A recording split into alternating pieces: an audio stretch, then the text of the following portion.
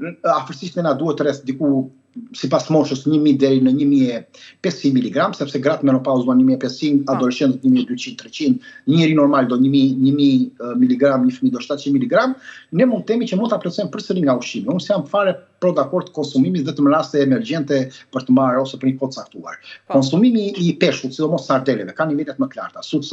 Susami ka nivele akoma më të larta se sardele. Ka rreth 400-450 mg vetëm në 2 lug susam. Gjysmën e porcionit ditor të kalciumit në trup ne e marrim vetëm nga 2 lug fara susami.